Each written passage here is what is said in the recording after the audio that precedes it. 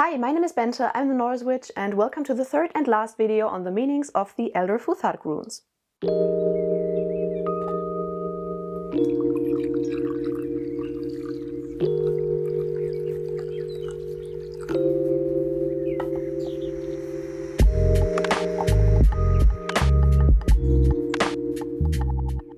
But first, patron shoutout. Thank you very much to Bert, Amber, Kristen, John, Evelyn, Ivy, Phoenix, Anton or Anton, I don't know, Noemi, Jenny, Eli Brackett, Tyler, Els, Betty, Misty, Athena, Cameron, Hilda, Tiffany, Amy, Colette, Soren, Braden, Tell, Timothy, Coffee or the honorary gossip squirrel, Bjorn, Scylla, Ash, Lucy and Joss.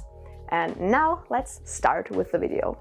As I already said, this is the third video in the series on the Elder Futhark runes, so if you haven't watched the previous videos, I have a playlist on the runes on my channel, so make sure to go watch it. After this video there will also be, of course, videos on how to do divination with the runes, how to create bind runes, how to use runes in spells, like in magic, etc.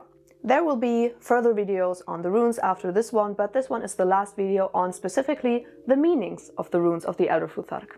And with this being the third video, this is of course on the third Aett, from Tiwaz to Othala.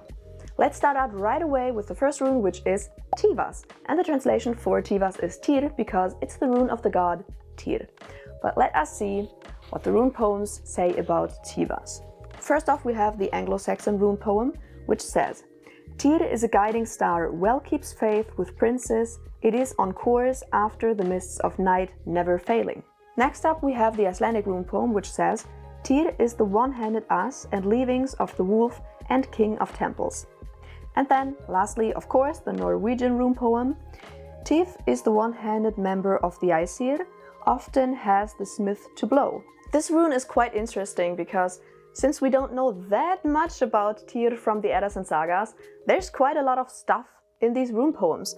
So, for example, we have right away, Tyr is a guiding star, which could be interpreted as Tyr as an ancient sky god, because he was, but it could also be interpreted as him being a role model because he's so good. Then also, of course, we have the mention of him well keeping faith, so this whole aspect of loyalty is already in the rune poems. We have two mentions of him only having one hand, and also a mention of Fenrir. So the whole story of Tyr and Fenrir is also in the rune poems. And also we have mentions of him being worshipped in temples, and also with the mention of the smiths, we also have this aspect of a war god in the rune poems, so that is quite cool.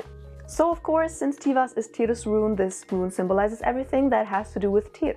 So topics like justice, legal stuff, loyalty, but also strength, bravery, war, his rule as an ancient sky god, everything like that. What I find quite interesting is that a lot of authors actually interpret the runes Tiwaz and Berkana, which is the next one that I will talk about next, as a pair, as Tiwaz, Tyr, as an ancient sky god, and then we have Berkana as an ancient earth goddess. So we have this pair of sky god and earth goddess that we see in a lot of cultures. So with Tiwaz and Berkana, a lot of people think that it represents some kind of polarity, or the pair of the polarities between the sacred feminine and the sacred masculine. So then let us continue with Berkana right away. The translation of Berkana is birch tree, or some people also say it's a poplar tree, but nevertheless we see it has something to do with trees. Let's see what the rune poems say. First off, the Anglo-Saxon rune poem. Poplar, or birch, bears no fruit, bears without seed, suckers, for from its leaves it's generated, splendid are its branches, gloriously adorned, its lofty crown lifting to the sky. Then we have the Icelandic rune poem. Birch is leafy branch and little tree and youthful wood. And lastly, the Norwegian rune poem. Birch is the greenest leaved of branches. Loki was lucky in his deception. So Berkana, if we look at the word and the word stem, then we see that it has some kind of correlation with the birch tree. Where this interpretation of the poplar tree comes from is because the description of the tree in the Anglo-Saxon rune poem doesn't really fit a birch tree, it fits a poplar tree better. So this is where this whole confusion with birch tree or poplar tree comes from. So I guess you could just use whatever tree you feel like makes more sense. To me personally, because of the name Berkana, birch tree makes much more sense to me personally. So as I already said, a lot of authors actually agree with each other that Berkana represents some kind of ancient mother goddess, some kind of ancient earth goddess, which to me personally makes a lot of sense because the Germanic tribes had a lot of tree god and tree goddess worship. So Berkana being a tree and then referring to an ancient tree goddess or an ancient earth goddess, to me personally makes a lot of sense. And then also, I mean, if we look at the motherly aspect, the archetype of the motherly nurturing principle, it has a lot to do with healing. And then it's very interesting if we look at the Sigtrifu Maul, because then there's a mention of a branch rune or a tree rune, which could really well be a mention of the rune Berkana, because the white bark of a birch tree would be very, very good to inscribe and to write on. What I am not quite sure about though is the mention of Loki in the Norwegian rune poem. What does Loki have to do with a birch tree or with a feminine archetype or with an ancient earth goddess? What does Loki have to do with anything of that? I'm still not quite sure. But to wrap things up, to me personally, Berkana symbolizes everything that has to do basically with ancient earth and tree goddesses. So topics like nurturing, healing, giving birth, and protecting children, protecting women, everything around that. Also, this is very UPG, but to me personally, the energy of the rune Berkana just feels very nurturing and calm and soft and yeah, just very motherly. So to me personally, this interpretation makes a lot of sense, but of course that's my UPG, so if you want to go into another direction with the interpretation of the rune Berkana, then you do you. Okay, I'm sorry if the lighting has changed or anything else. The battery died and I had to quickly charge it up, and now I'm back to business. So, next up we have the rune Ehwaz. Ehwaz translates to horse, and it's actually only in the Anglo-Saxon rune poem, so let us see. Horse is a joy to princes and presents of earls, horse and pride of its hoofs, when rich men mount it bandy words, and is to the restless ever a comfort. So we see very horsey, but what did horses symbolize for the Germanic peoples and the pre-Christian Scandinavian peoples? Of course, the first thing that comes to mind even nowadays is travel and movement, because of course we ride horses and they get us somewhere. So movement and travel is of course a very obvious association of Ehwaz. Then if we might think about the most famous horse of Norse mythology, Sleipnir, of course. And what did Sleipnir do? Sleipnir brought Odin from one world to another. So with Sleipnir, Odin traveled between the worlds and yeah, basically traveled along the world tree. And there's actually more mention of horses, and especially eight-legged horses, and their association with Seir and especially like trance work and traveling between the 9 worlds. Then of course we have a lot of mention of horses and their associations to fertility, so that is of course also an association of the Ehwaz rune. Horses also have a lot of associations with Freyr, so this rune is basically like, if this rune was to symbolize a god or a goddess, I would personally say it would be Odin because of Sleipnir and Freyr. And then lastly, something that is of course very important when you're riding a horse is that you're trusting each other and you're cooperating very well and you're working on a shared task. So if we put everything together, the rune Ehwaz symbolizes things like movement, travel, riding, and then like the vehicle, but also riding itself, but also fertility, astral travel, trance work, things like that. Next up, the 4th rune is Mannaz. Luckily, this one is mentioned in all the rune poems again, so let's first look at the Anglo-Saxon rune poem. The mirthful man is dear to kinsmen, Yet every man must fail his fellow, since the will of the Lord dooms that the frail flesh to earth be taken. Next up, the Norwegian rune poem. Man is an augmentation of the dust. Great is the claw of the hawk. And then lastly, the Icelandic rune poem. Man is the joy of man, and augmentation of the dust, and adorner of ships. It's of course pretty obvious that the Anglo-Saxon rune poem here is very Christianized because of the mention of the Christian God, the Lord. What I find very interesting is the mention of man or mankind being an augmentation of the dust, so probably mankind being created from dust. Because if we look at Norse myth, in Norse mythology, humankind was created from two branches, from two trees. So it's interesting that here they're apparently made from dust. So as we can see in the rune poems, here Mannaz is about humankind in general, but especially about community and the role that humans play in it. This rune has associations with Heimdall, who under the name as Rik is mentioned to be the progenitor of all humans, but also Mannaz, who according to Tacitus was the progenitor of all Germanic tribes. So Mannaz is a rune all about humankind and the human condition, so of course also that what makes us human, that what sets us apart from other animals, so basically our intellect and our rational thinking. But as I already said, there is a special emphasis on community and our role in the community. Next up we have Laguz, which translates to water, and this one is also in all three rune poems. The Anglo-Saxon rune poem says about Laguz, "The sea seems interminable to people if they shall venture on rolling ship, and the waves of the sea terrify them, and the sea stallion heeds not its bridle." Next up, the Icelandic rune poem. "Water is welling stream and broad kettle and land of the fish." And lastly, the Norwegian rune poem.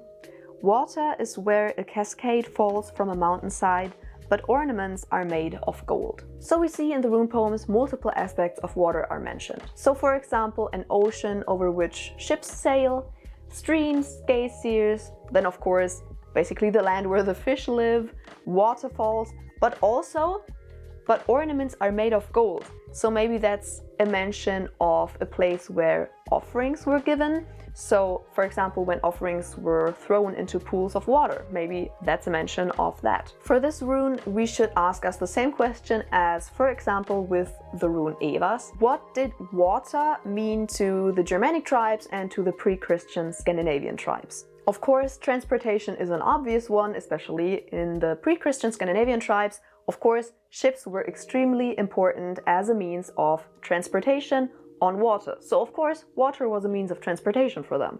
Also, of course, humans need water to live. So life is an obvious one, but also people can drown in water.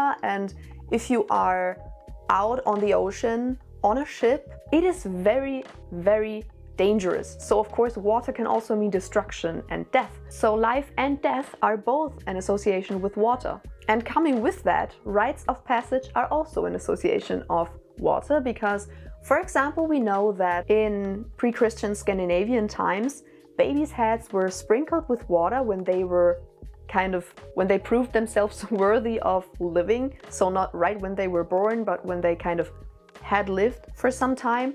Their heads were sprinkled with water as a rite of passage. Then of course, water is a big food source, especially in Scandinavia, because there is a lot of water. So fishing was very, very important for pre-Christian Scandinavian people. And I mean, it's also mentioned in the rune poems as basically where the fishes live. And as I already said, it was also a place where offerings could be given.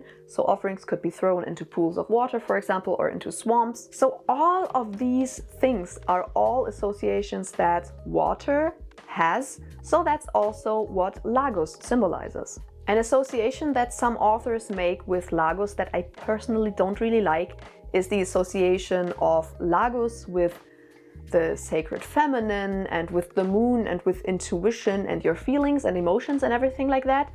Personally, I think that is something more modern, like this association with water, with the moon, with your emotions and your intuition and everything like that.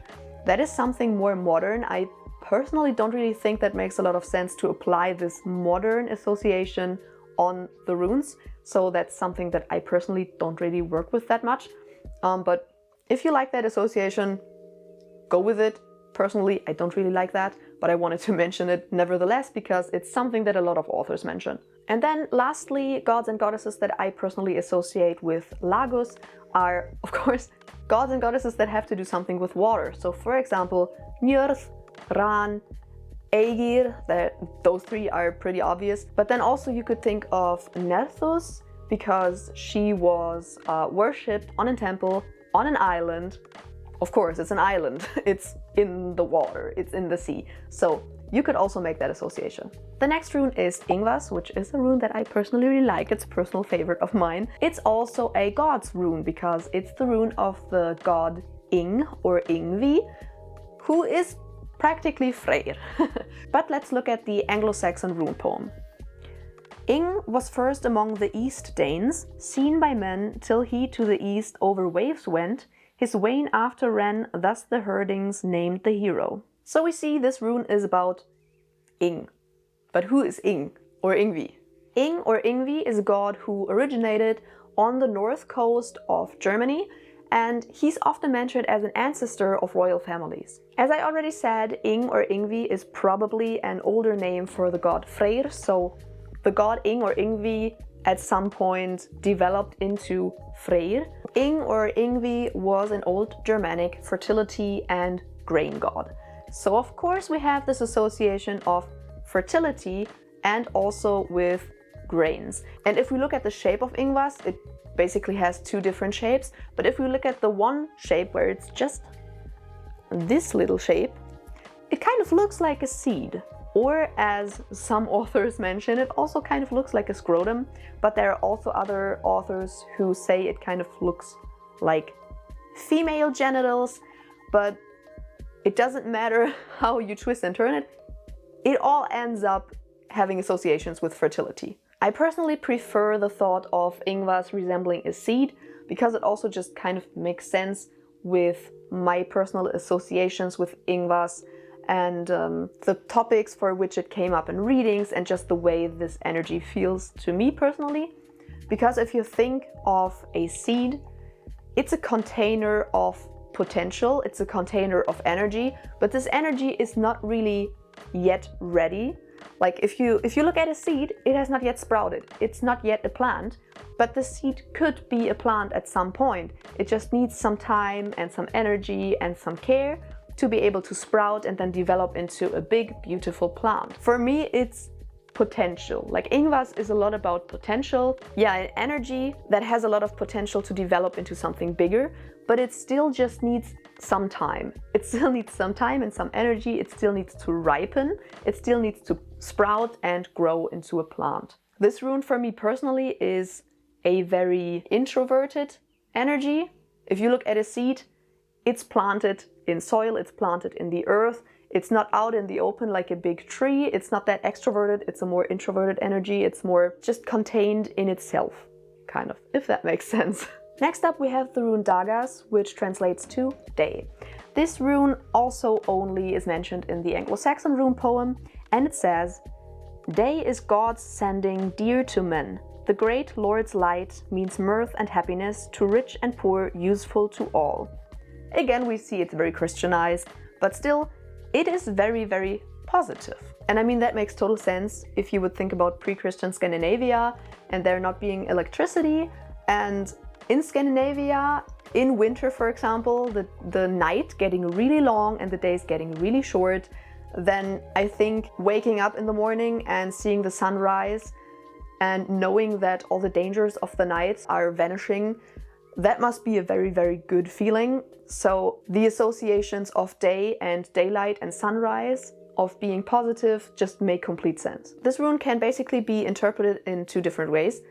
One way, the one that I already mentioned, it's day, daylight, sunrise, a light at the end of the tunnel, something changing for the better, hope, very positive. Think about you getting out of a bad period in your life, getting out of suffering, for example, and transitioning into a better period of your life. But of course it's a day, so it could also be interpreted as a period of time. I do go with both, but personally in all the readings that I've done, the association with change for the better, hope, like something positive, it comes up much more often than Dagaz meaning a period of time.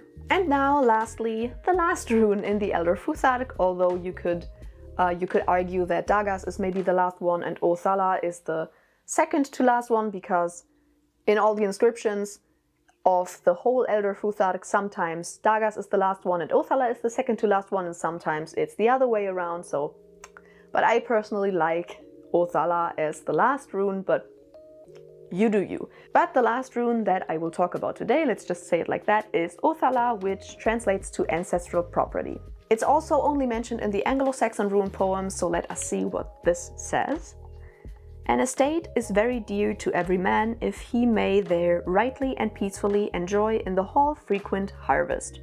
So also a very positive rune. So this rune obviously is a rune of your property, the land that you own, the land where you live, you have your house, but also your agricultural land and the land where your cattle lives, and also, of course, the land and your house, your home that shelters you from danger on the outside. The outside is dangerous. There are wild animals, there's just cold, of course, especially in winter. There are enemies, maybe, but your house and your home and your land is sheltered. It's where you are safe. Also, it's where your family is, so your whole ancestral line, your community, the customs, everything like that. Also, it's probably the property that you inherited from your ancestors, so the whole topic of inheritance is big with Othala. But of course, your property is also the land that you live on and the land that you live with. But to put it all together, this rune symbolizes topics like inheritance, property, your ancestors, your homeland, your whole heritage, the land that you live on, kinship, and also family. And just like that, we covered all the 24 runes of the Elder Futhark. That took me some time. And now, as I already mentioned, if you haven't watched the other parts, the previous parts of the rune series yet, then of course do that. I have a whole playlist on this topic, which I will also link in the video description. Hopefully I will remember to do that. And what will come now? So I guess the next video will be on how to do divination with the runes, because that's probably what most people are interested in. So different ways to do divination with the runes, that will probably be the next topic. And then afterwards I will probably dive into bind runes and doing magic with runes. I am very excited about that because that's something that's very dear to my heart. I do that very often. I work with bind runes all the time. That being said, I hope you enjoyed this video. I hope you learned something and it was informative and it helped you. If it did, make sure to subscribe and give a thumbs up. And also, of course, check out my Instagram and my TikTok and my online shop. And maybe if you want to support my channel, consider becoming my patron. And I will see you in the next video. Bye!